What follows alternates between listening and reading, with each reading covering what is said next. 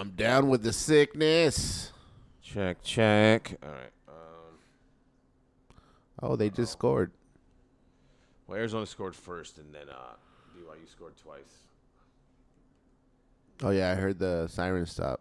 Dude, I hear that every day here, where it's like a siren and then, and I was like, oh, here they come. Gah, gah, gah, gah. This is like mini Compton. Oh yeah, Compton, Texas, in the house. See how we sound. Actually, Oh yeah, we're good. sounds good. Damn, that's what I should do. I should fucking check my shit like that before I start mine. Yeah. Mine starts like shit. I mean, I feel like I have a decent setup, but one day I want to have like an actual camera, like a good, like this is it's a nice webcam, and then multiple angles, and then the whole deal. But I'm cool with this though. Yeah. Honestly. For now at least. Like, all right, and now we're gonna hit record, and Away we go. Oof. and we are live, episode 236 with the one and only Josh Castro. Here at your service, sir. Hell yeah. He's my number one producer in Texas right now. If there was like a ranking system, you would be like, you would be in the as far as the top 25 go, you're number one right now. Very flattered. Thank you, sir. Thank you, sir. I work hard, and I try to do the best I can with what I got. I mean, your hit ratio is high for sure, because there's a lot of misses in comedy where it's like, oh my God, we just bombed at a hole-in-the-wall cantina for 11 bikers that wish we were dead. And granted, that happens sometimes, but you have, like I said, a high winning percentage. Well, I try to learn from the best. I've been doing it for like 10 years, and a lot of trial and error, especially in a town like Austin, when you got so many events and so much stuff to compete with.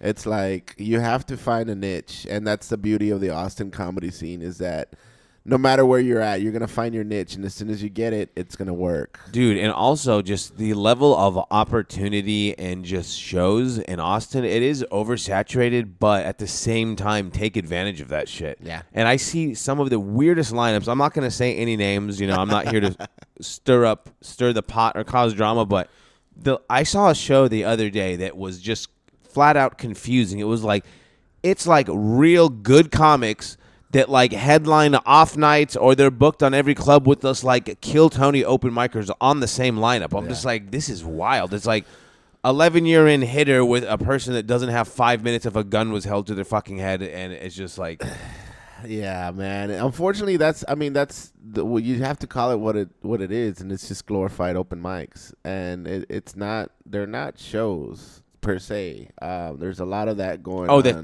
that's what Austin is really doing more than they should right now, as far as there's glorified open mics, which I hate because it ruins comedy as far as an entertainment factor goes. Like, people go to these shows and they're just like, yeah, and then they only stick to like, next time we go to comedy, we're going to Cap City, or we're going to like a theater where this world-renowned, where we're seeing Russell Peters now. We're not going to fucking 6th Street again to watch an assembly line of open micers, you know? And I'm not saying this as like, God bless the open micers. Get out there, grind, do your thing, earn your worth, do your thing. But I'm saying, when you're putting on showcases in an oversaturated street, it does impact and erode live comedy in a city. Well, yeah. I mean, that's been happening for a long time now, and it's not. I mean, it happens. It happens, and I get a lot of comics are very eager and very, want to get themselves out there. They want to produce. We're drug addicts, bro. Like,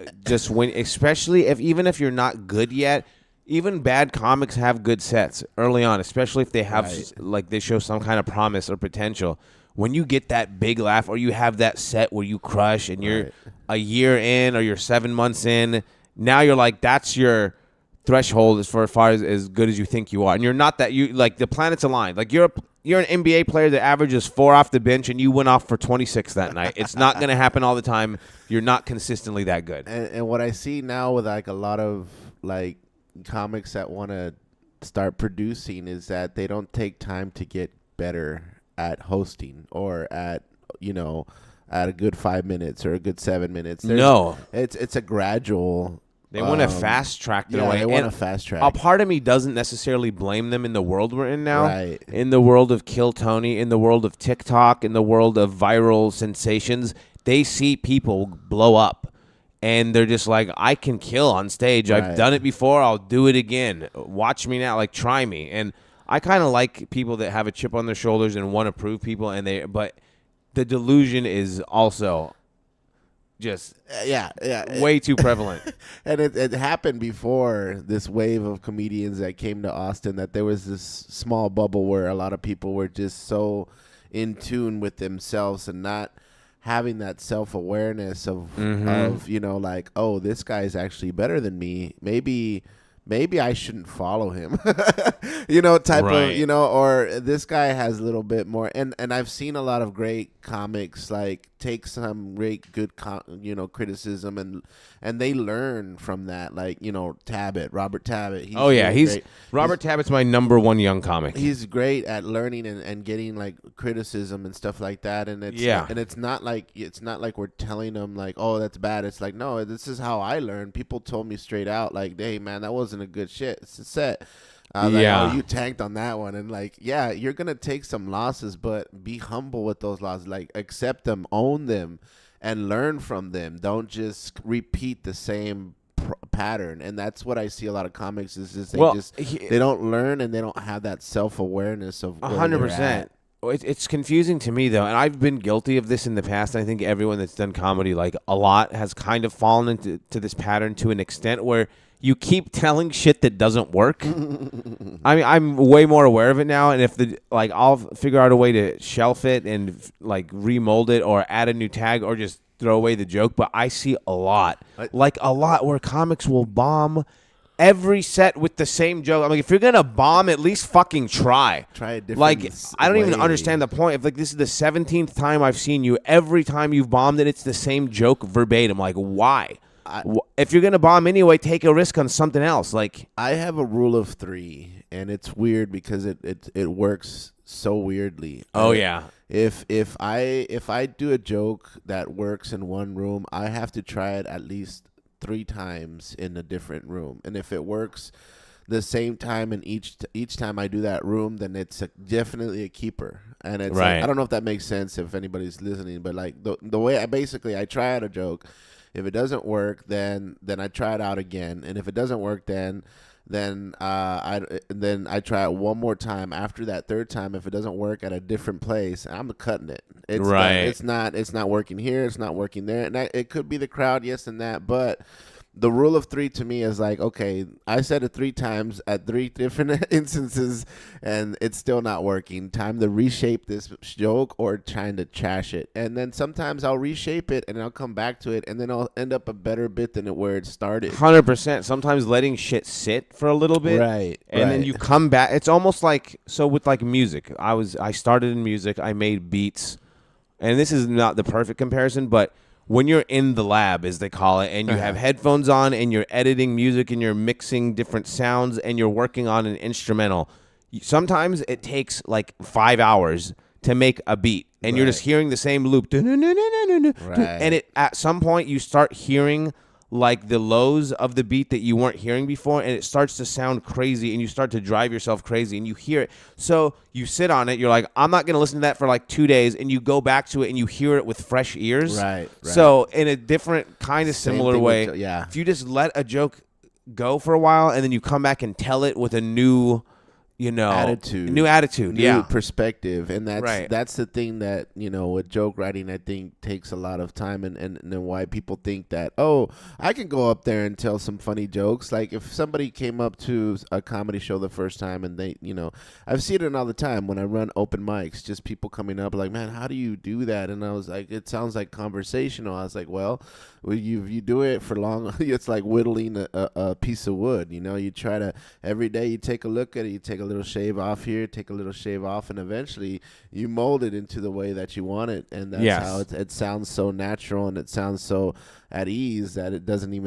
you can't even tell that it's been written. But I mean that's the point where you want to get to, but it's not going to happen overnight. And there's a big difference between being funny and being good at stand-up comedy. Right. And I mean, I could get into the whole, deeper of like, I've seen people that aren't funny get successful and actually sort of good at the mechanical aspects of doing stand-up comedy, where they have the rhythm, they have the confidence, they have the facial expressions, but the jokes, in my opinion, aren't good. I'm not even talking about that. Like, that's a whole other story. But if you're just a naturally funny dude, you're like, a guy who works at a retail store and you're always making everyone laugh. You always have the funniest thing to say. That person could become a stand-up comedian, but they're not just going to walk their ass on stage and be like, I'm a natural. Like, that rarely happens. And like, this is coming from a guy who's talking shit, and I've bombed twice at fucking at Kill Tony. But here's the thing. I'm owning that shit. And it's not a good measurement. It's not a good measurement either, but go ahead. No, what I'm saying though is like, how many good comedians who are like hitters bomb an entire fucking set, but they're still successful and they're still killing all the time. They're still on the road, and then they have a stinker. So it's just like, they'll have a stinker where they eat shit for 45 minutes. And they're still a good comic. So if you bomb with all the pressure on your shoulders in the world for 1 minute on Kill Tony, that's not a good gauge of, he sucks. Yeah, exactly. It's not. I get that a lot, though, because, like, I talk about joke writing and all that stuff, and, like, you can't even write 1 minute, motherfucker. Can't even be fun. I can hear comics already talking shit while they're listening to this podcast. But it's all good, and that's okay. I'll own those bombs, and I still have time to have myself redemption, I guess. Yeah, and it's like it doesn't define me, and at the same time, it's like Kill Tony is not gonna make or break me. I've been touring before and after that happened, so it's like I've seen comics just like crash and burn, and they'll just never do comedy again, and it's like, okay. Did you know how many guys that used to like bury me like 10 years ago have just quit comedy, and they're no longer comics at all? They haven't been on stage in years, and you know what? That's fine too. I'm not even like, fuck them, I win, you lose. It's not even that. It's just, it is what it is. So it's just like, it's just the nature of the game. Some people just are not. I know a guy who just did comedy, filmed his special, and then quit, and that's all he wanted to do was just basically get out whatever feelings or things that he wanted to do. I mean, you're talking about somebody who's been successful and has had an opportunity to become really great and do well, and they just decided not to because they don't need it. They fulfilled what they needed in comedy, and that's another perspective that people don't take into consideration. What is your end game in comedy? What's your end game? What are you doing it for? What is it? I know, like what is your end game? And when you ask comics, it's just like, I don't know. And the one that people say all the time, and I kind of respect it, but it's also kind of just an easy non-answer. I just want to pay my bills. I just want to have a living, and I'm just like, that is so much easier said than fucking done. Exactly. I'm not even saying this to exaggerate. That's like, if you're a basketball player, just like, I just want to be in the league, bro. Yeah. And I'm not even saying NBA. You're just like, I just want to, want to be in the D League. Yeah, even being in the fucking D. Like, I'm trying to be in the D League of comedy, and it's harder than fuck. It's like, you just think you're going to walk on and onto the Los Angeles Lakers. There are some, though. You got to admit, there are some. You have your guys that are going to walk on because they have that natural talent, too, that just for some reason they got that. And it's always these young cats. For sure, but it still takes time, though. Yeah. And now, not as much, though. Like, there's with the opportunities given to people. And I've seen it a few times. There's some people, they're the anomalies. They're the... Casey Rockets and Casey Rocket's been doing comedy 9 fucking years though. Oh, that's right. He's not like new. Like he's I mean, he's new to me. Yeah, well, Cam Patterson's like 2 years in. There you go. That's one. He's great. I know awesome. Exactly, and he's such a good dude too. Like, there's a lot of people with fucking egos, and they aren't aware of how fucking lucky they are. Whether you're great or not, whether you've to have absolute like gratitude and be thankful and to be a nice person about it is kind of rare. And that's who Cam is. Like, I hung out with him a bunch in Vegas and Skankfest. He's nice to everybody. Even if I'm not even saying he's being fake, but he has a good motto where he's like, he even told me this. He's like, I'm shaking every single person's hand in the room before I leave. Yeah. no matter what. And I'm like, that's a good attitude. Even if you're like, fuck, I want to leave. I don't even really like this dude. I'm shaking his hand, and you fucking leave. I'm like, I get it, dude. That's a good attitude and philosophy to live by. And he's young too, so that's gonna. He's like, he just turned 25 or something. Yeah, so that's gonna take him a long way, just being that type of person outside of comedy, and that's something that people don't take into account. It's like there's one thing to be funny, but there's one thing to be human as well. You know what I mean? It's we're all fucking people. We're all people, and you have to be a human being, and and we're all going after the same thing too. So like, we all have our like, oh fuck this guy, roll your eyes. But more and more lately, I try, unless they're like a full blown piece of shit, which there's not that many out there. There's a few. I try to be like, why am I hating on him? We're trying to get the same fucking thing. Most of those guys bury themselves though. Right, right. You really think about it, and the ones that that dip in and dip out, I call them tourists, Oh, I call them event comedians. I mean, there's these comics, and they really come out the woodwork for competitions, especially. Oh yeah, because comedy is an event. They're just like, oh, I'm gonna invite out my coworkers, my family, all my friends, and they're gonna see me perform at a comedy club. And the last time I performed was last March. Yeah. I put no work into it. I put no effort. It's just one trick pony. But I mean, if that's their goal, that's their goal. If that's what they want, that's what they want. Actually, the more I think about it, it's like good for them. Actually, less saturation. They figured it out. Less people clogging up the drain of fucking comedy, or throwing away their life. Even I mean, I'm in it. We're in it to win it regardless. I saw something the other day that made me think, and the stubborn person in me that knows what I'm capable of and where I'm headed wants to be like, fuck that. But he said, don't even start comedy if you're willing to not make it. And I agree with that. I think I shared that post. There was a post on Facebook. You got to have some aspect of being in it for the love of the game too. Yeah. I mean, don't ruin your life. Right. Don't be like, oh, my God, I'm homeless, or I hate my life. I have a drinking problem now. Yeah, I'm a drug addict who hates his existence, but I have to hit 3 mics tonight. No, it's like, I mean, if that's where you're at, maybe recalibrate what you're doing. But this, like, fantasy of, like, oh, I'm going to be rich and famous. Yeah. It's like, do it because you love it and you want to get good at it. I like the challenge of it, honestly. I love making people laugh, and that's the thing that I've done since I started is just observing, humor and how much and how dumb and cliche this sounds, how much it really heals, and that's something that I can take attest to because that's how my family coped. We didn't talk about serious shit that happened and violence and domestic violence that happened in my household. We never talked about openly, blandly, but we fucking sure laughed a lot. Right. I learned about laughing a lot and dealing with that with humor and coping with humor and not really talking about those things, but actually just laughing about certain situations. And that was our way of expression. So I feel that laughter's a way of healing, and humor is a way of expressing that type of healing. It helps with the healing for sure. Yeah, so I mean, to me, you never know. I mean, I've had people come up to me after like, man, you're really great. I had a bad day or some shit like that, and I just lost my job. I'm getting fucked up tonight, and you hit it. That Susiosaurus joke you said, oh, dude, that shit was hilarious, bro. And I was like, wow, I didn't even. Sometimes I feel like people are not even paying attention.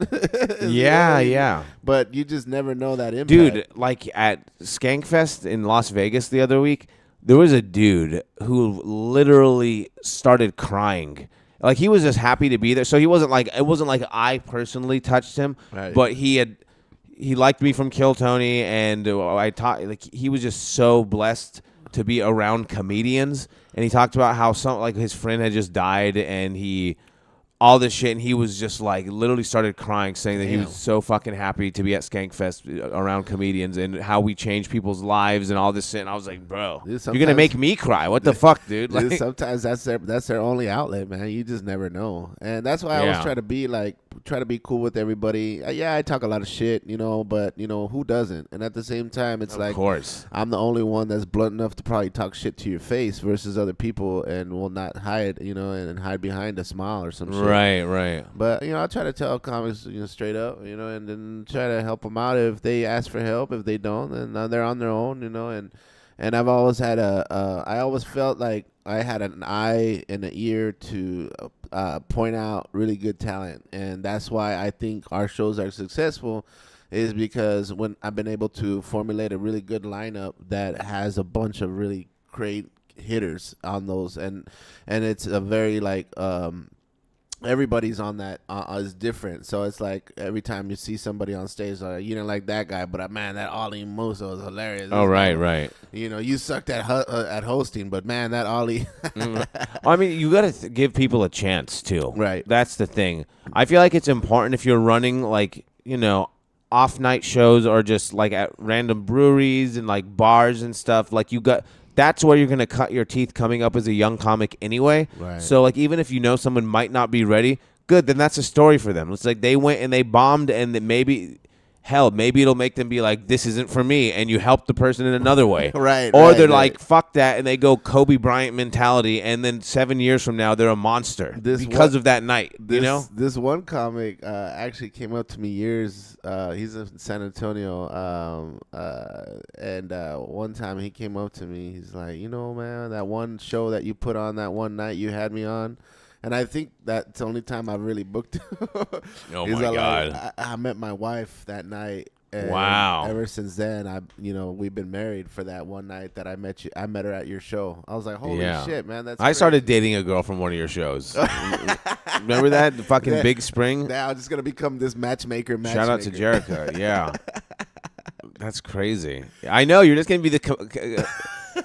Comedy matchmaker. Let's make that a fucking reality show. Right. Where single women sit in the crowd in a dude, that's actually not a terrible idea. Now that I was kidding, but like a reality show where single women sit in the crowd and comedians perform, and then that's how they find their significant other. Yeah, bucket list. Oh my God, that's hilarious. Nah, let's do it. That'd be a funny show, Matchmaker show. Because there's always like a show. I mean, there's dating so game many concept shows. There's a lot of concept shows, but I've never seen a show where it's like the entire audience is single and they're trying to see which comedian they want to date. It would be like a speed dating type thing. Yeah, they would show up to the show, all single women, and then all single comedians, unless they're assholes in there. Right. There's a couple of dating shows that involve comedians here in Austin right now, though, but I don't think it's done the way we just said it, though. It's yeah. There's definitely. I've been on dating shows before. In Tucson, we did one called. The name was cliche because it was called The Dating Game, but it was where you sit. It was kind of like the dating game where they don't see you and you answer questions. Or like, contestant number 2, where would be the place you would take me to blah, blah, blah. And as shithead comedians, we say like crazy things and stuff. Hell yeah, suck toes. Yeah, exactly. Oh, I remember one time, and I don't know if this was hacky, but it was like line of the night. This was maybe a year before I moved to Austin. They're like, if we were at home watching a movie, what would be the movie that you would put on? And I said, A Nightmare on Elm Street, because I'm the man of your dreams. And that shit murdered. I was like, oh, man, hell yeah.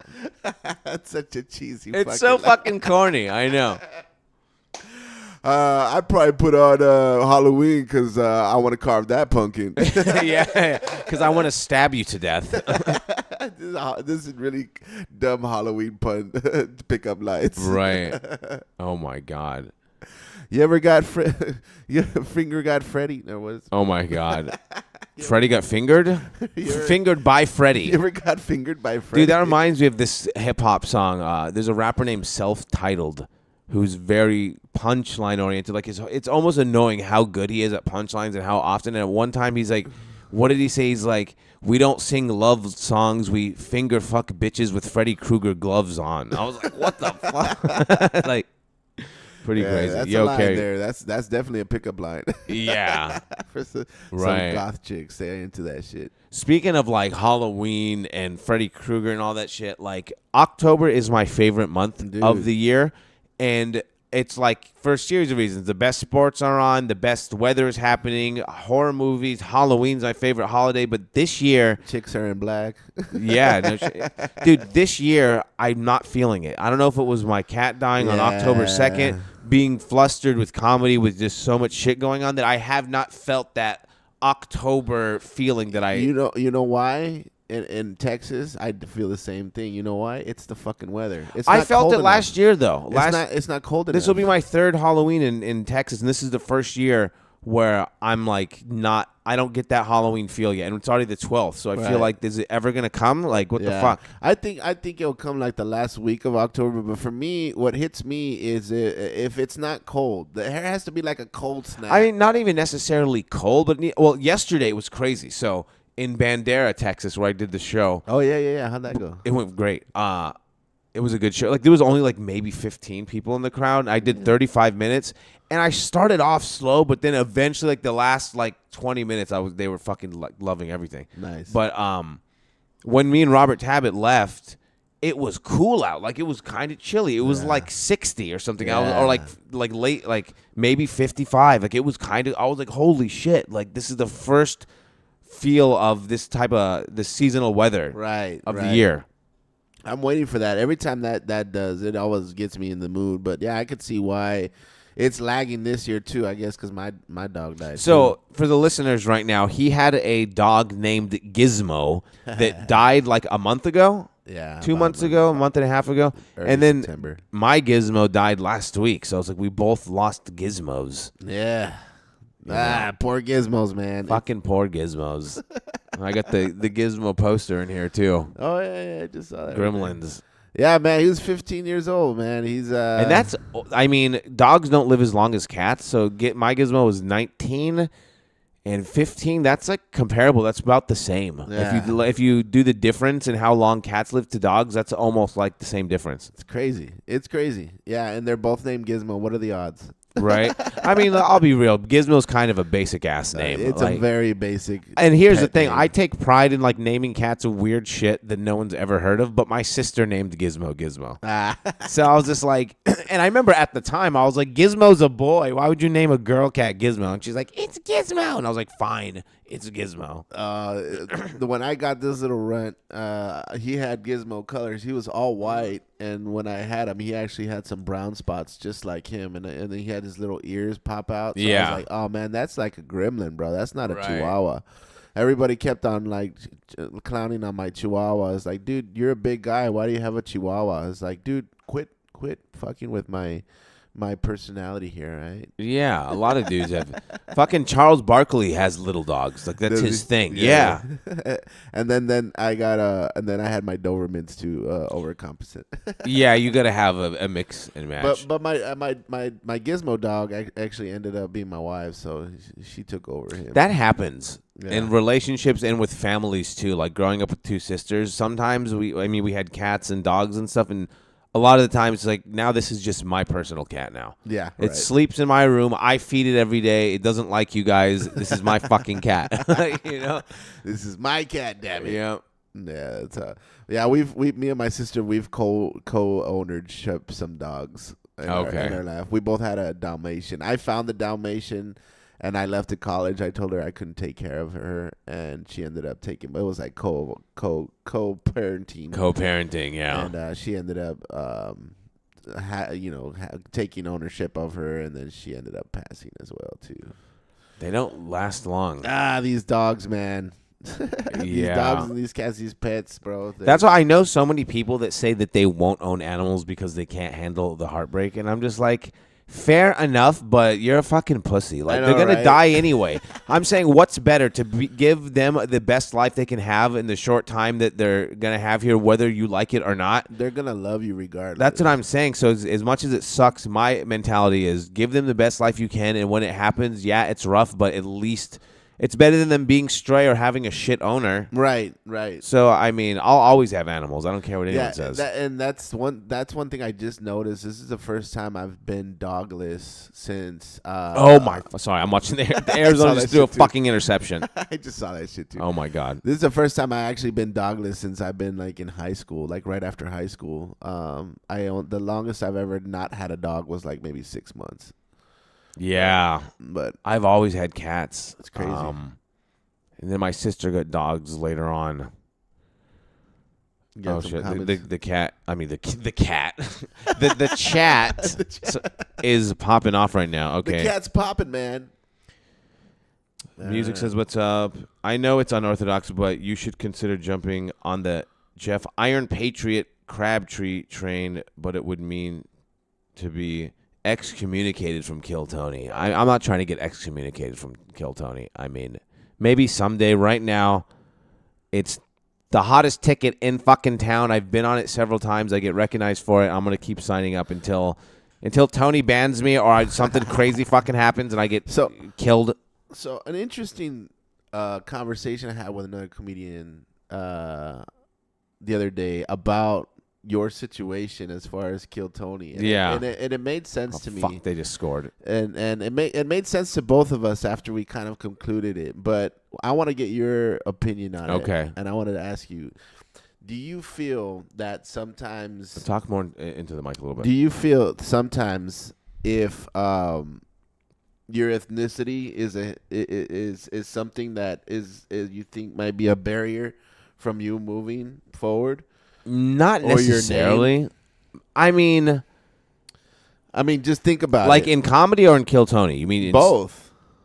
Because I refuse to do like the hacky bullshit that a lot of the time they expect from me. Like I used to get like typecasted like he's an Arab comic, and yeah, I have Muslim jokes and Libyan shit. Yeah. Which I hate telling, but they hit, and I have like I could do a 20-minute set on fucking corny ass Arab shit. Right. But I don't do that type of comedy. Right. For the most part.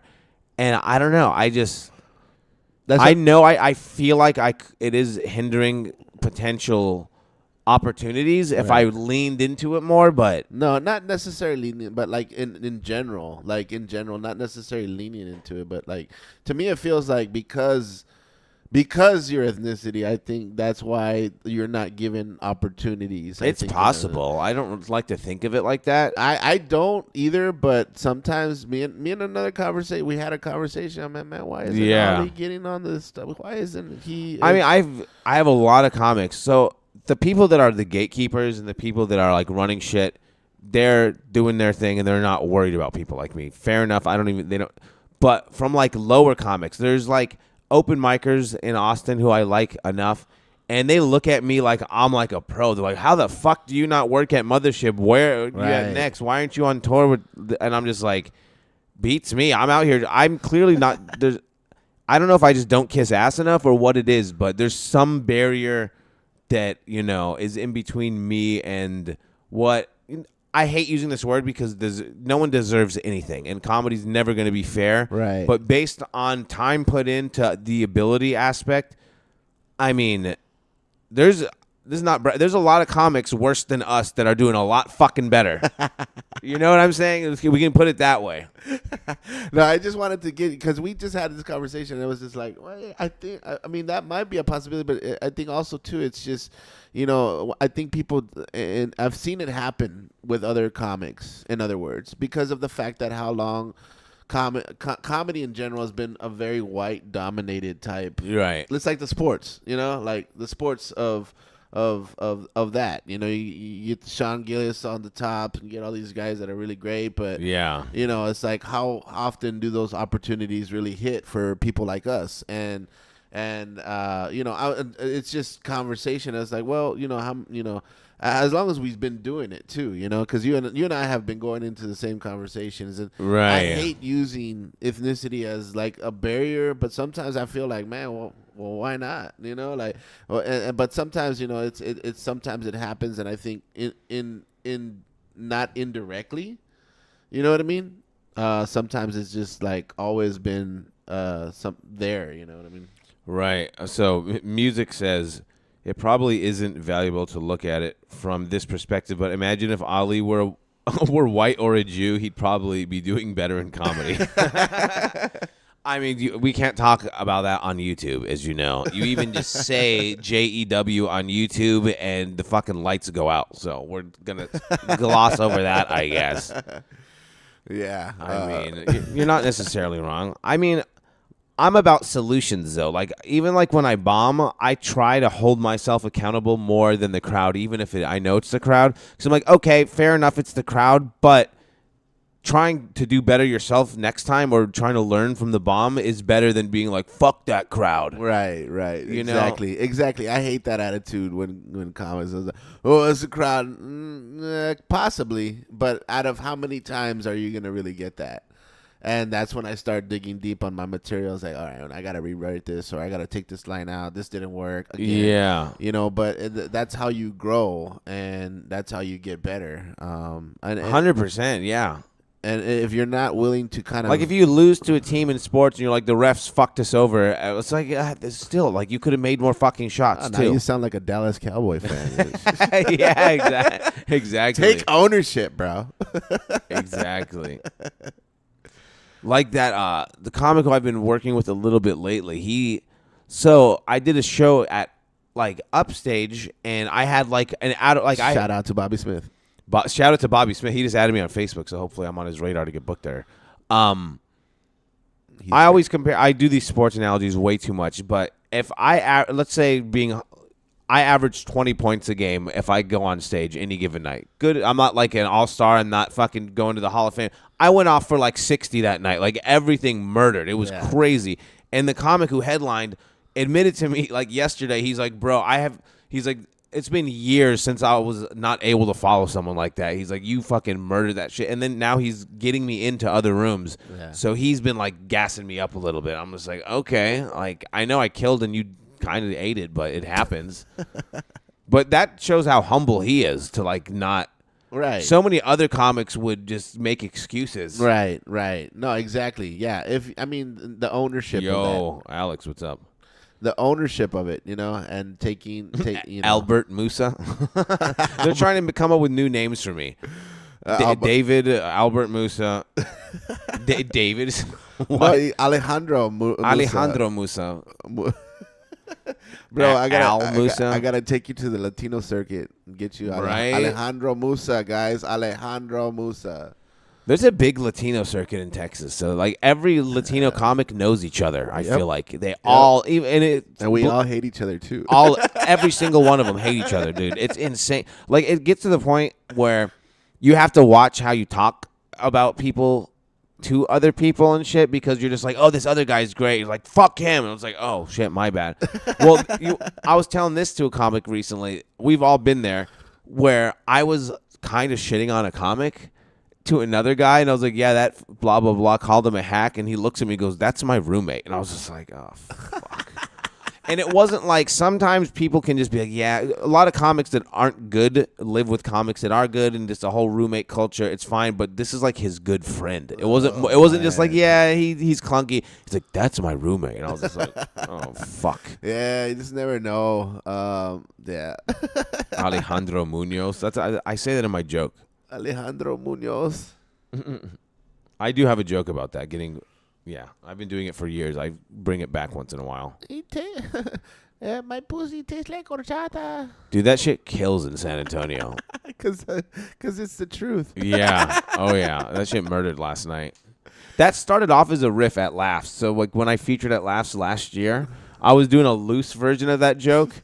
And then some woman in the crowd like yelled something, and I was like, "Yeah." She's like, "My pussy tastes like horchata," and it fucking it was like the biggest laugh of my whole set. And I was just like, "What if I add that to the joke?" And then the next time I did it, immediately it hits every time now. Yeah, yeah. I'm trying to see if I can get you down to Laredo, man. Laredo's a fun group, bro. Okay, Laredo. There's some rooms down, Latino rooms down there that are just so freaking hard, and to get into, or the crowds are hard? No, the crowds are hard, man. Yeah. You have to break them.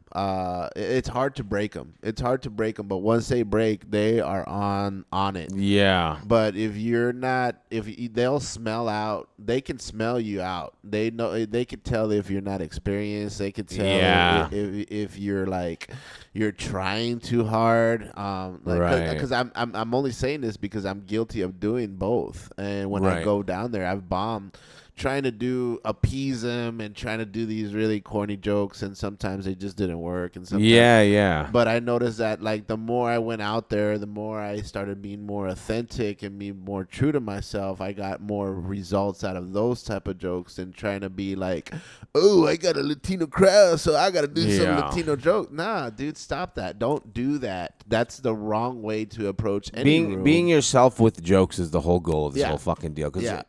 For myself, for years, I was always a good, like, above average joke writer for my experience level. I always had jokes, but I was like a fucking robot. and I had no ability to like deviate and like crowd work or riff or talk shit. Same. And then Same. COVID helped. Yeah. So after this is like when I'm 9 years into comedy. So it's like it took me a really. I mean, I had moments of fucking around in the audience and shit, but like I was doing these sets at the Billy Bar, this place that I did open mics at, that refused to stop doing comedy. And since I want everyone's grandmother's dead and I'm a super spreader, I said fuck it, and I just kept going. And I would do like an hour sometimes and do like almost no jokes. And then when I got back into like doing real shows, people were like, how the fuck did you get better? It's just like, you're like, something's different. I was like, because I was doing an hour every week for drunk people and I didn't give a fuck if they laughed or not. And it changed me. Yeah. No, it does. It definitely does, man. And you know who else did that as well that I noticed for sure got better? Simply Courtney. Simply Courtney. I didn't see him before I moved here, but before it's not that he wasn't good. He's been good. Yeah. And I think when I noticed, especially like noticing comics here in the scene who stopped during COVID, and then all of a sudden these Zoom shows started taking over. Oh my God. But here's the flip on that. Courtney embraced those Zoom shows, and I think because he embraced those Zoom shows and he had some of those booked out throughout the whole COVID season, that really propelled him further. And like, when he came back on stage, I was like, dude, you're a different beast, man. It's like you never stopped. Right. And I think that's what they saw in you, because I stopped. I didn't do you couldn't do anything, and I didn't want to do a Zoom show. So what was I doing? I was doing stupid skits, boxing skits. I can get your point about Zoom a little bit, but to me, it's just nothing can replace actually doing stand-up. To me, Zoom is like, it's almost, I've said this before, maybe it's a little exaggerated and insulting to it. I'm just like, it'd be like us playing Madden on PS5 and be like, we're playing football. It's like, no, you're not. Yeah, you're playing football, but you're not playing football. No, I really am. Yeah, exactly. It's like, go get actually tackled by another human being physically. It's not the same as pressing X. It's just, it's different. Yeah, no, I get that. Yeah, that's definitely, and I think it's just a different flex. It's a different flex to do, and it's something that I think helped them in the long run versus versus somebody who never did it, which was me. And I think I felt like once I started hitting the stages again, after things started opening, I had that rustiness. Yeah. I just in general. You were in Austin during the same place? Yeah, I've been here ever since. Leander during COVID? Yeah. The whole time, the whole time I've been here, and I saw a lot of change with venues, with comics, before and after, And you just you don't know how it affected people, and they had people that passed away from it, so they stopped doing comedy.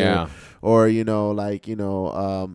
just didn't come back because they didn't see the value of what they were doing before. A lot, dude. It was so weird. So I moved here in November. We're coming up on 3 years for me living in Austin. Woohoo! And we got to do some anniversary thing or something.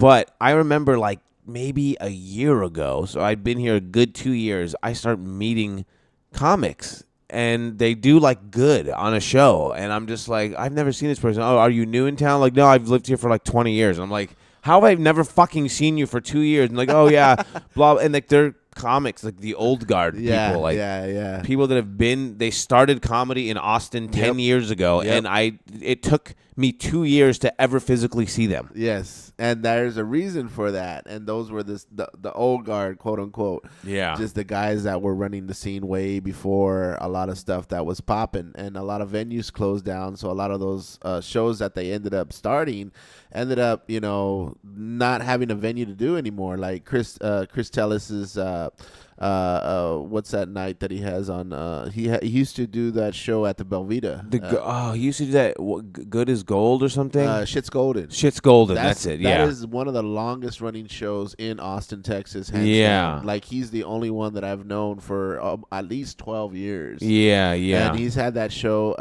I know for a fact he had that show since Velveeta, because I've started here, and I was trying to have another comedian compete with him with that night to try to get some more crowd at his show, because he was like killing Tuesday nights. So That was his shit was golden for years. And then there was another Punch at Cap City. That was another good standing show for a long time.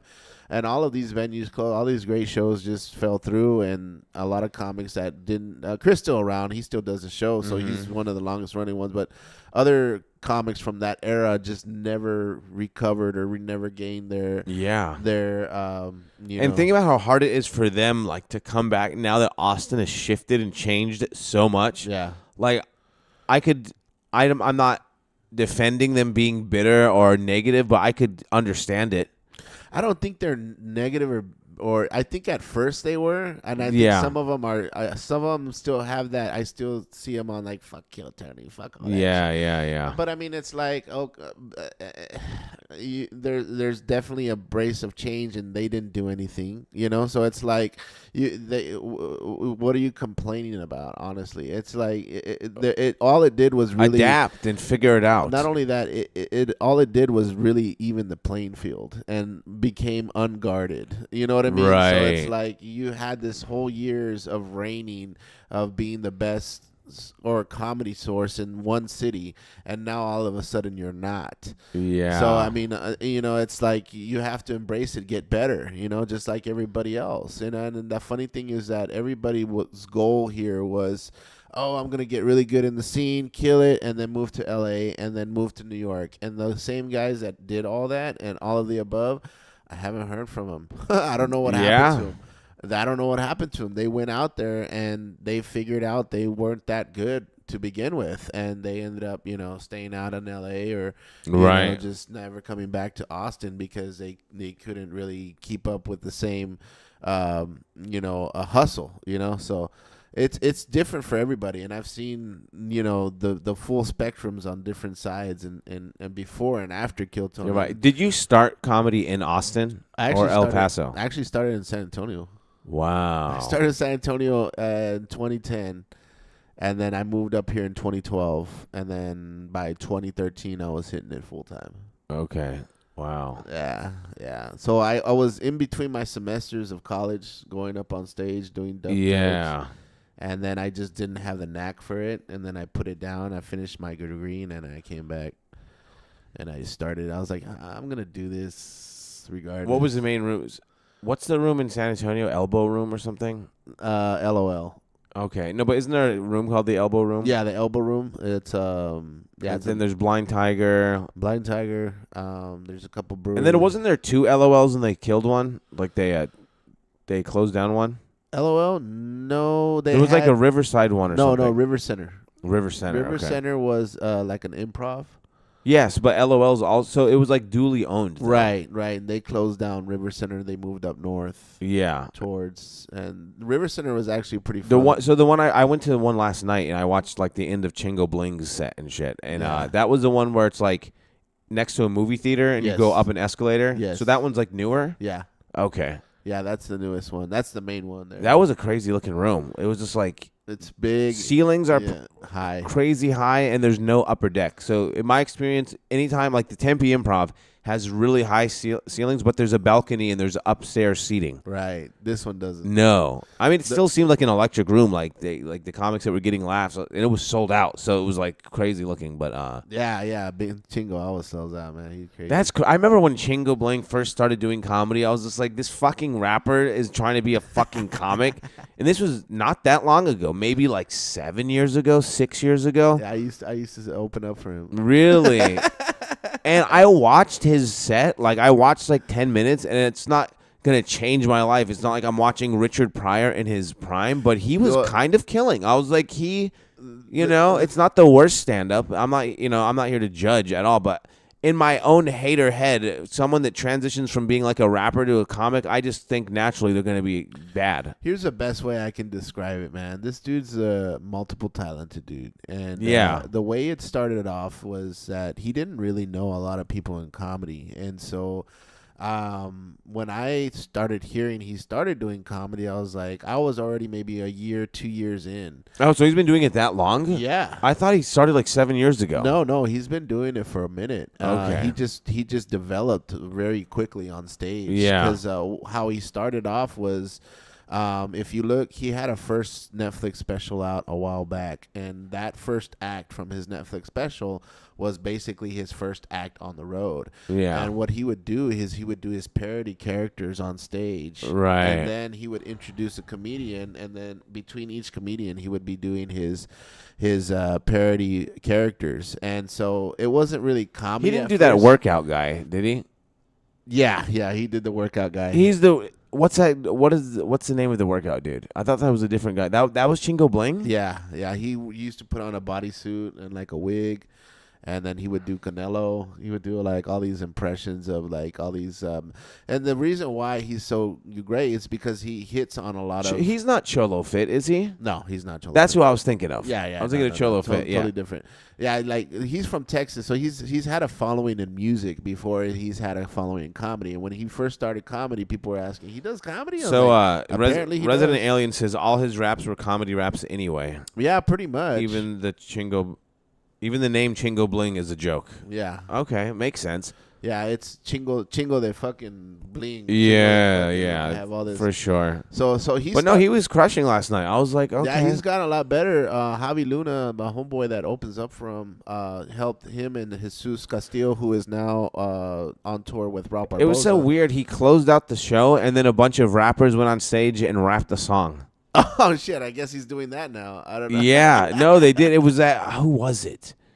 Because it was these dudes in the back, and they all had face tattoos, and they were like blinged out, and I was just like, oh, he has some fans that come out. But no, they were like his entourage, and they all went on stage and started rapping afterward. I was like, oh, okay. Yes, I mean, I don't know. Whatever you got to do to bring people out to the show. I mean, selling out the room like that. I mean, Yeah. I guess every show was sold out. I heard, and that room looks like it holds like 400. Yeah, it was sold. Yeah. He's been crushing it. Yeah, And, maybe more. That's a big room. Yeah, he's been developing on stage for years. He's gotten really good. One time he came out to an open mic out here in Austin just to like hit a couple open mics a while back. Really? And Does he live in Texas? Yeah, he's from Houston. Wow. Yeah, he's based out of Houston, and I think that Martin Moreno guy lives here now too because he lives in Texas because now. he has a monthly at LOL. Yeah, I literally just hit him up, and he says he's in Texas now. He's in Beaumont tonight Wow. with Fluffy. Yeah. Well, it's crazy just all the connections with comedy, the degrees of separation. Because Jesus Sepulveda, who started in Tucson at Laughs, is opening for Fluffy now too. He's on that tour. Yeah, that's so it's badass. like it's Jesus, Martin Moreno, and Fluffy. I don't know if that's the whole lineup, but yeah. that dude Jesus. So he started before me. He's a little younger than me. He's like Yeah. 36, Yeah. but he started comedy in like 2008 maybe. Yeah. When he was like 20, I would say. And then he moved to LA quick. Like he did comedy for like a year, moved to LA, and then like Christmas like 2011 when I was literally like 4 months into comedy, he shows up in Tucson. And he's like a big deal, I guess. And I was just like, oh, I've never met this dude before. And he talked about how he moved to L.A. And then every Christmas he would come down to Tucson and like headline a show. Badass. And he's just now, after like 16 years in comedy, is blowing up via sketches. Yeah. So his comedy's always been good, but he's doing these Instagram reels and these TikToks. He went from like 20,000 followers this year. He's at like 125 now, 125,000. Yeah, man, he's great. He's somebody I've never worked with yet. I would love to work with him. Upcoming, and he's somebody that I've been watching for a couple of years now. He's somebody that one of my friends worked with, Nick Guerra. He got into HBO Entre Nos, and so Entre Nos really helped boost a lot of comedians like him, and Jesus and Nick and. Jerry Garcia, some really all those guys, great guys. So propelled him. I love to see that when people have put in the fucking work and then they blow up. And there's nothing wrong with if you're 2 years in and you grasp the opportunity and it's given to you and you blow up. I just don't respect it as much, like as a person that works hard and knows that it takes forever. So I love when I see people have already put in the work, then they blow up. Right, and the key word that you just said about Jesus was what, 16 years? Something like 16 years. 16 so think years. about that. Yeah. 16 years, and then you're talking about comics, talking. And he's had and, HBO credits and he's done things, but I'm saying there's something different is happening right now where Right. he's like. I don't know what's gonna happen, but he could end up being like a big fucking time comic, like theaters and arenas type deal. Like he's like navigating that fine line right now. Hell yeah. Shout out to Jesus, man. Shout out to Jesus. Yeah, for sure. Yeah, Fluffy's now in Texas. He lives here? He lives here now. San Antonio? New Braunfels. Same thing. I'm not sure if I was supposed to say that or not, but I mean, I'm not here to brag, but this podcast has like dozens of listeners. So I mean, who knows what what Stan is gonna hear that and show up at his house with a 2x4 with a fucking nail in it. I mean, who knows? Put me on stage, Fluffy. No, this podcast has ebbs and flows where it's just like no one's listening, and then like a couple weeks ago, I had like 700 downloads in 1 week. I was like, huh? Who the fuck is listening to this shit? And then it goes kind of back down to earth. But people are going back. Yeah. So it's like the last episode, I'm like, this only has 70 downloads, but how the fuck is there 700? And it's like, oh, people are going back and listening. So I'm like, fair enough. That's cool. That's cool. Shit, I wish people did that on mine, but I know. Dude, I've been doing this for 4.5 years, so it takes a little while. And I've never taken time off. This is episode 236. Holy shit. So I've really pumped them out. See, so that's my problem is I'm just not as consistent. It's just like with comedy, too. A lot of people who are fucking talented and funny, they stop and then they start again. They stop and then they start again. That's me. I mean, since I've known you, you haven't stopped. Well, I mean, as far as my content online, I think you beat me there because I'm not a content guy. I wish with the podcasting. I'm trying to do that, but it's just very hard with my schedule and producing shows. It's like family, so much wife and shit. Yeah. I mean, for me, it is. I don't know. Everybody else can pull it off, and also I'm not that interesting either. I don't have a lot of fucking shit to say a lot of times. And sometimes I just hate putting out content that's just like, meh. I want to put it out if I like it. And it's just like, I'm bad with it too. Like, I've been getting better lately, and this YouTube has kind of grown. I'm at, 1,300 something. Shout out to the listeners. Thanks for listening. Yeah, shout out to the So I'm right now, and I'm not saying this as a way to like, I want to manipulate this fan base into like liking me and fake it. Do it. Out of all authenticity and being honest, Juggalos, Skanks, and Kill Tony fans. Those are the three that fuck with me heavy right now. And I'm like, I'm gonna start like me and who is it? Rob Maybe. We want to do like a Juggalo comedy tour where we want to like see where like the biggest Juggalo concerts are happening and like book a date like right around that time or near that city that they're pulling numbers and do fucking stand up. That'd be fucking hilarious. Figure it out. Hell yeah.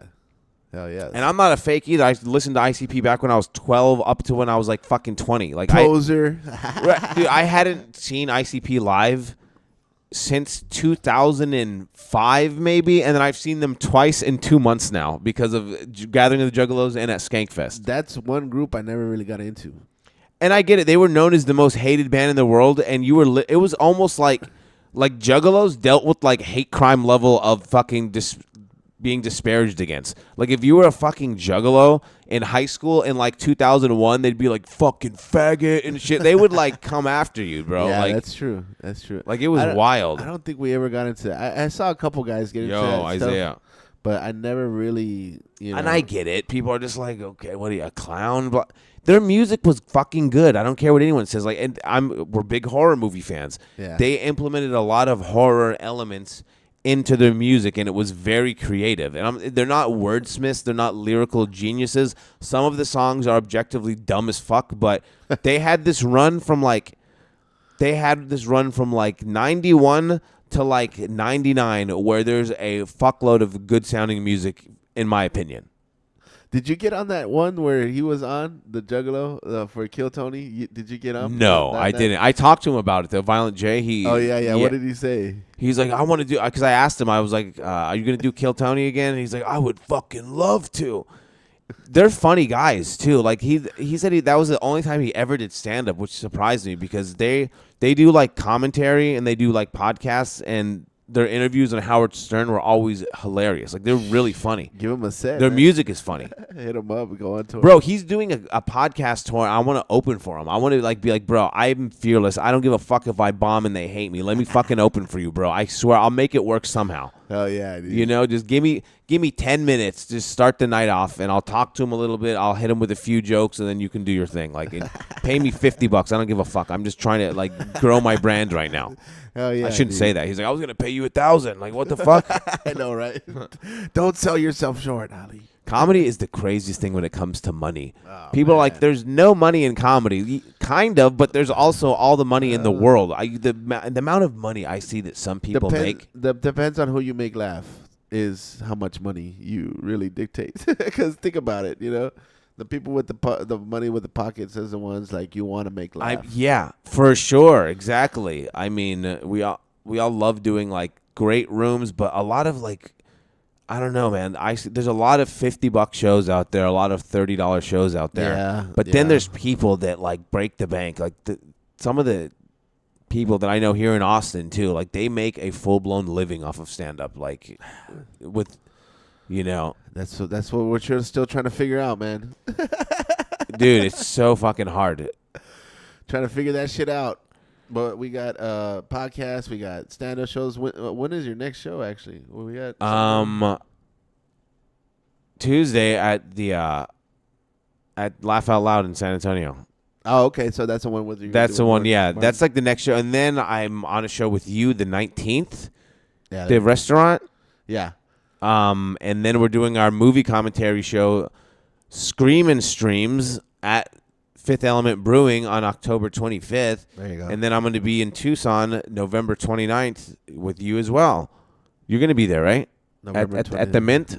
Yes. So we're still trying to lock down a venue for Phoenix. Yeah.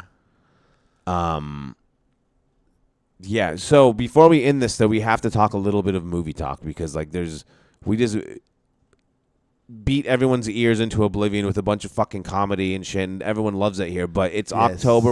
I'm rocking Dawn of the Dead. You're rocking Hellraiser. We can't just not say anything.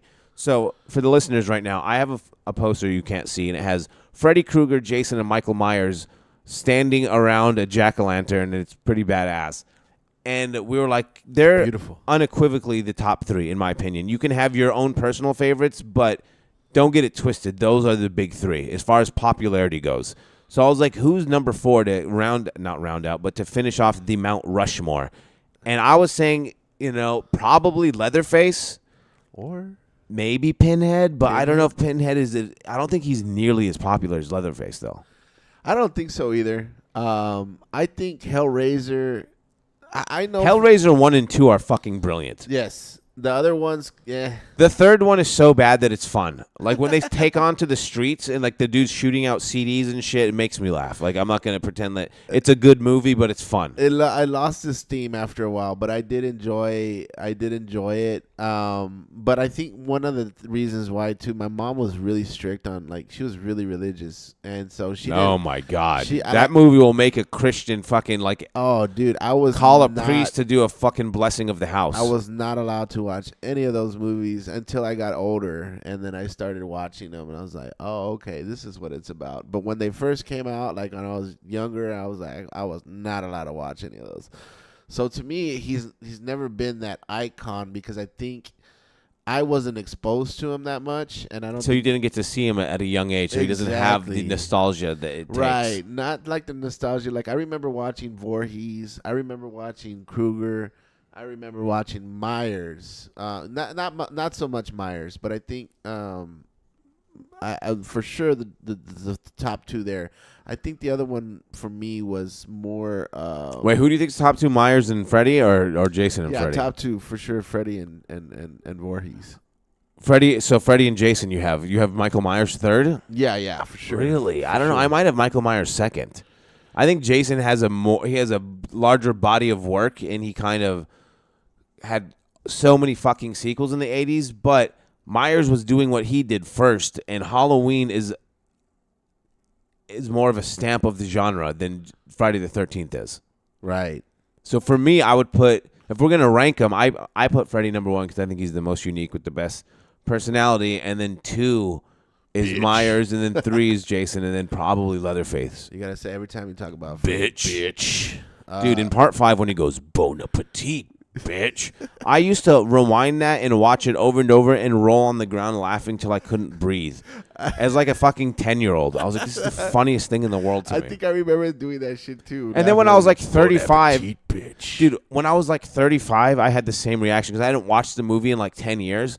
And then he did Bon appetit, bitch. And I almost literally passed out from laughing. I was like, it's still just as funny as it's ever been. I never realized until later that he said bitch every time.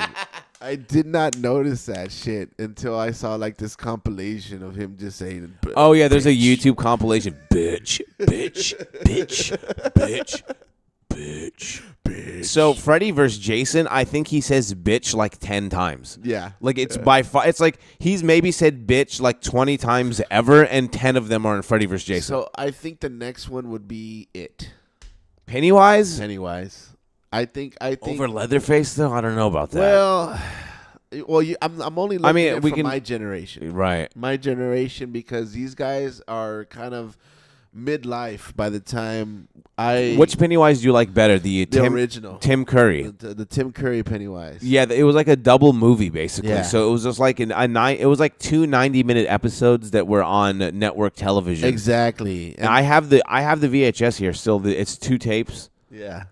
And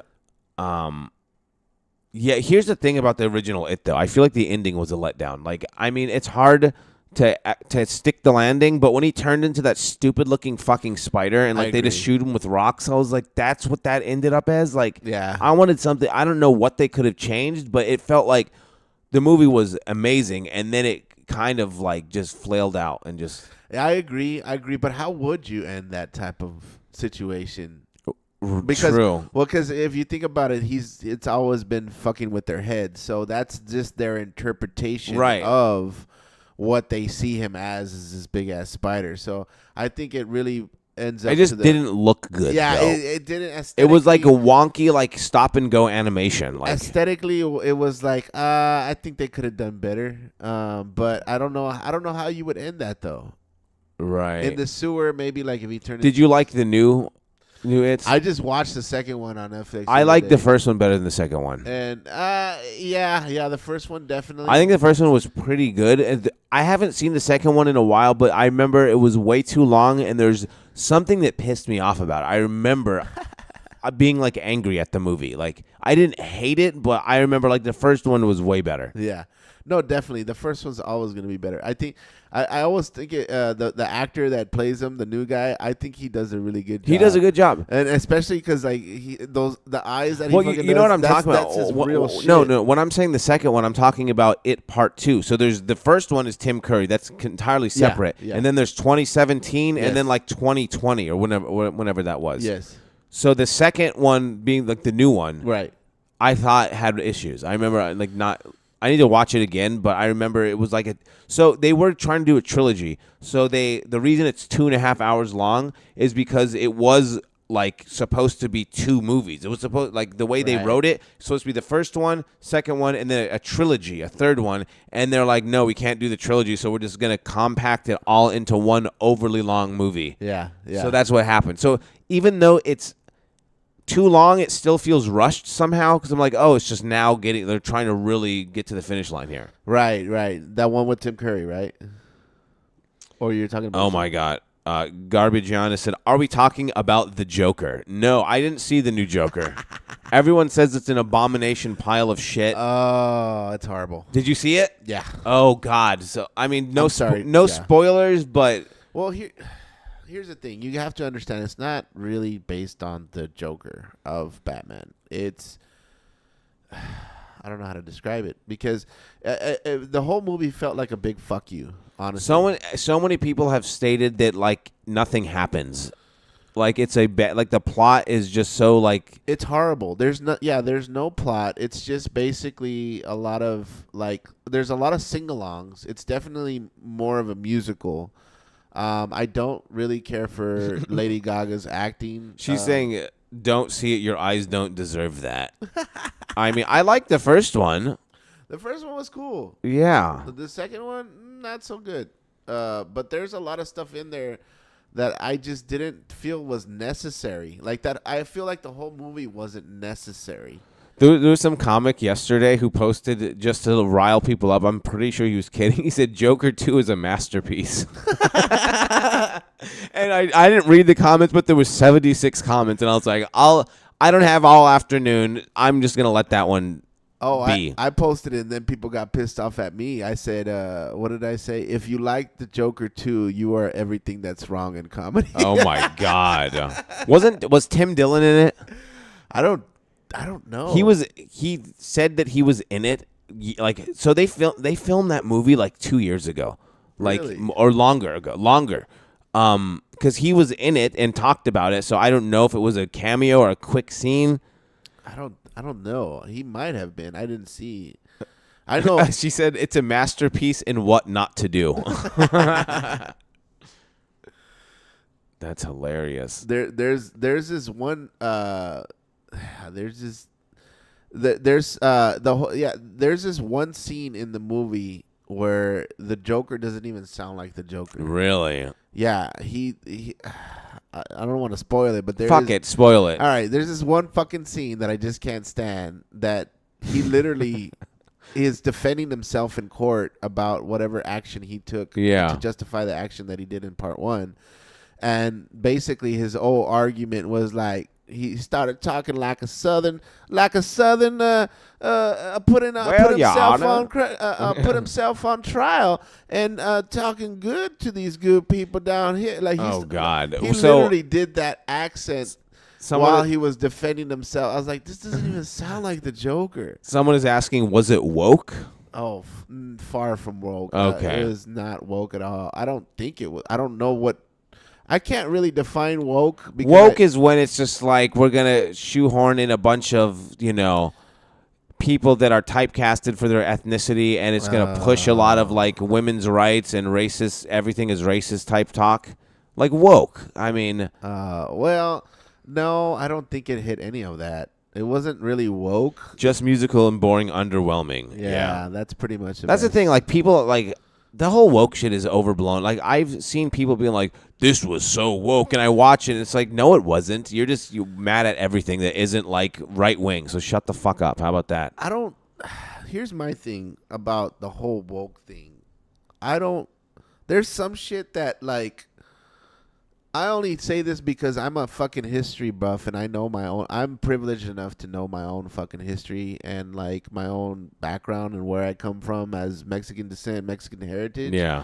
And I can't say that for the rest of other people who are the Mexican descent. So to me, it's like being woke is just understanding where you came from, but not like you don't have to be vocal about it. You don't have to be like, you don't have to assert yourself that you know this type of information. There's a lot of stuff. I mean, there's a lot of stuff that I know about my own culture that I feel like I know that people are not aware of, and they're not quote unquote woke. But am I gonna shove it down their face and shove it down their like?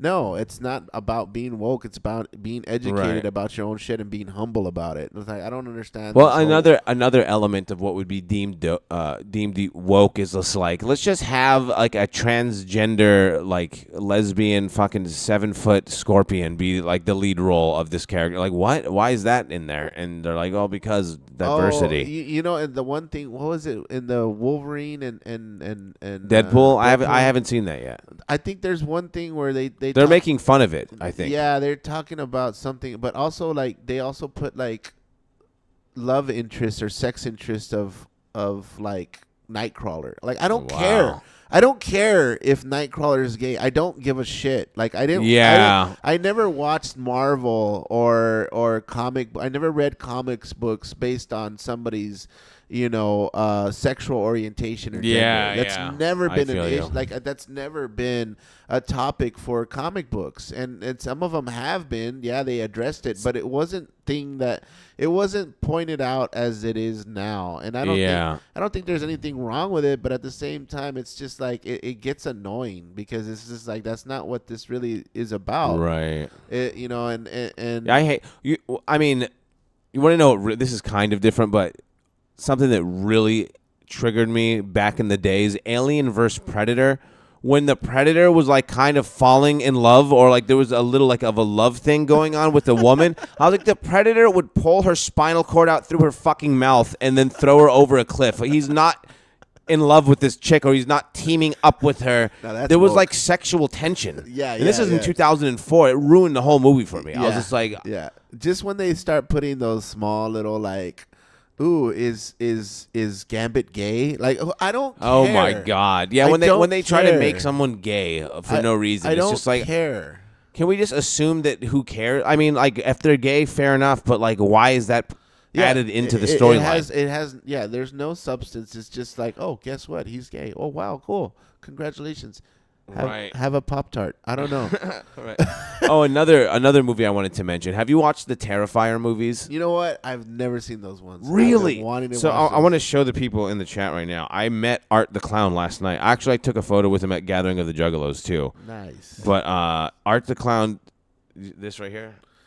Is that really the real him? No, it's some guy just walking around scaring the fuck out of everyone. Let me see if you guys can see that or not. Hopefully that was good enough.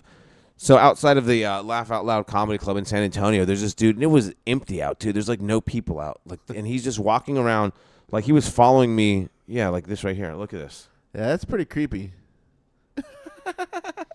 Your face. Following me with a butcher knife, so I had to take a fucking photo. Yeah, you guys can't really see it that well. You can kind of see it. Yeah, so he's this crazy fucking clown, and it's the gory. I'm not saying that I've seen everything, or mostly anything you can imagine. It might be the most gory film series of all time. And the third one is coming out. I think it came out yesterday, October 11th. So I used to like gore more, and I can still appreciate it, especially if it looks good. But I'm talking, he does things that are like, what is... Like, for example, and I'm not even sure if this is specifically what he's done. He will, like, literally cut a woman from the top of her forehead down to her legs and then open up her body and just rip all of her skin until there's just skeleton and organs showing. Like, shit like that. Like, he goes insane, dude. Like, I gotta watch that now. That's if you're a gore hound, Terrifier is, like, up there. Like, there's very few films. Here's the thing. Sometimes, like, have you watched the... what's the one? The one with Kane Hodder. What's it called? Hatchet. No. You've never watched Hatchet? No, Hatchet is... So, for those who've seen Hatchet, it's extremely gory, on par with Terrifier, but it's so gory that it comes off cartoonish a little bit. Yeah. Where he's just shoving... There's a scene where he shoves, like, a chainsaw up, like, a dude's ass and literally cuts up his whole fucking body, and the chainsaw comes out of his mouth, and he's doing... like, it's... And it looks crazy, but it's not like, oh, I'm going to throw up. It's just like, this feels like a Looney Tunes cartoon just gone fucking awry. Like Army of Darkness type shit. Like yeah, or like Dead Alive. Have you seen that one? Dead Alive, yeah. Like where it's just so over the top. Yeah, there's a couple of them I haven't seen like that, but I like the paranormal ones. I'm into the big paranormal versus the gore. But I'll sit around and watch a gore once in a while. Right. I think the most extreme one I've ever seen was actually a foreign film, and what was it called? It was called. Well, I don't know how you say it in English, and I think that the title of the film is actually in German, but the English translation is called Butterfly. Butterfly. And okay. This was out when the same time. I only remember this because the Deftones came out, and they came out with the Minerva song. And that was, or one of their songs. The Itchy and Scratchy, yeah. The Itchy and Scratchy. As far as a cartoony gore. Yeah. Fight. The Itchy and Scratchy show. And then that one was called Butterfly. And this one actually was based on a true story where this guy met up another guy in a gay chat room. And they basically hooked up. And the guy basically gave himself up towards this other guy who ended up eating him. Wow. And he was like Stop exposing Tony Hinchcliffe's personal life via YouTube, bro. And he was literally like, he was cutting him up and like doping him up so he wouldn't feel pain, but he was eating him as he was still alive. And like he would cut off his penis and like fry it on the pan. Hey, look who came. One of the cats just showed up. As soon as I talked about penis, his cat started showing up. Big Nuna. But no, it got banned here in the United States, and I think you can only find it in certain areas. But I think the name, it's called a German. It's in German. Yeah. But it's a German. So there was another one I saw that was crazy. What was that Korean film? I don't think any of the Twit casting people are in here. There's one on Netflix. Was it called The Suffering, maybe? Hi, kitty. There's this one on Netflix that's pretty cool. Oh, fuck. What was it? It was a crazy Korean movie.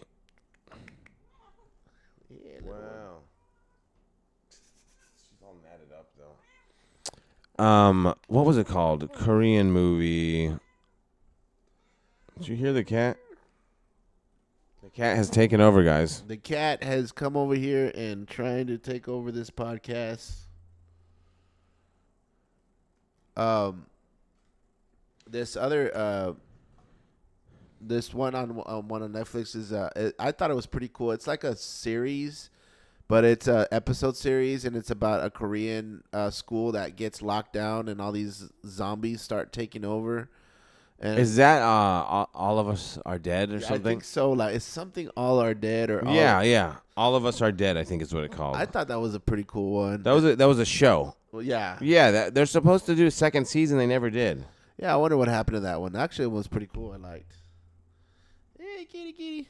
What was it called? Fuck, I can't remember the name of this movie. Does anyone remember like a 2020 insane fucking Korean movie where everyone gets like they're not zombies. They're like infected people. I can't find it. In Korea? It's a Korean movie. North Korea or South Korea? it's a documentary on North Korea, actually. Kim Jong-un infected his own Cat trying to people. smoke something, yeah. Kim Jong-un tried to infect his own people, and it's actually a documentary. It's a And one-word movie, The Something. Fuck. It doesn't matter now, but... The Awakening. The Sadness. The Sadness. This fucking sad. This movie is another one where I was like, what the fuck are we watching? There's like a penis mutilation scene. Like, it's wow. fucking crazy. Like, Is that on Netflix? I think it was on Netflix. I'm not kidding. Oh, really? Yeah. The Sadness. Yeah. Get him down with the sadness. Get him down with the sadness. There's like a scene where a person just pulls the skin all off their face too. Like, There's some like it's from Taiwan, a Taiwanese. That's why I wasn't able to find it. I kept typing fucking Korean. dude, there's a lot of like a lot of overseas film that I want to see that is banned out here that they don't allow. There's like I think there's an app that only caters to horror. Shudder, right? Yeah. Shudder, yeah. Hold on, let's get a word from Nuna. Nuna, what do you think of Terrifier and the amount of explicit gore in films today?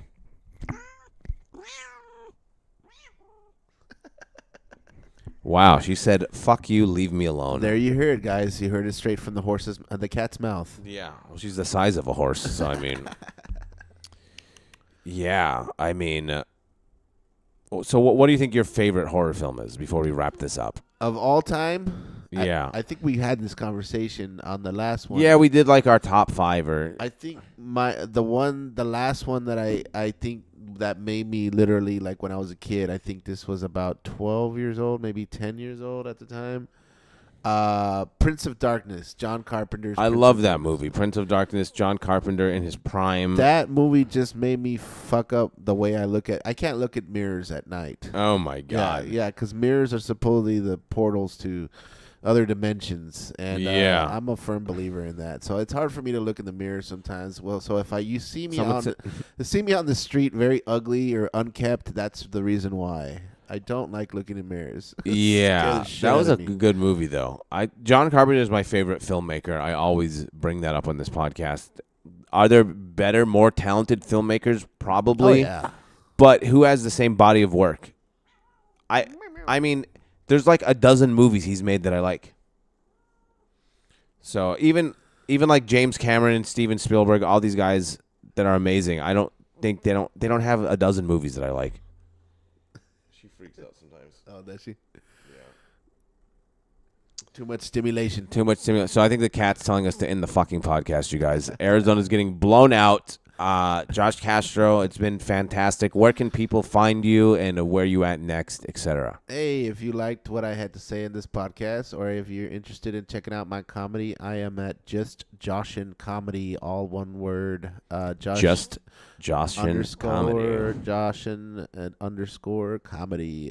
You can find me here on Instagram on all platforms under that hashtag name. So check me out. I'm also on Venmo if you also want to check me out there and send me some money. Just kidding. No.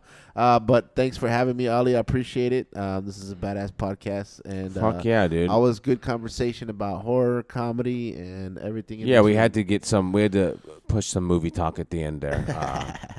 But yeah, so I say this at the end of every podcast. I've never not said it on any episode. I say, so until next time, kiddies, stay safe, stay healthy, don't be a bitch, and stay up. Bitch.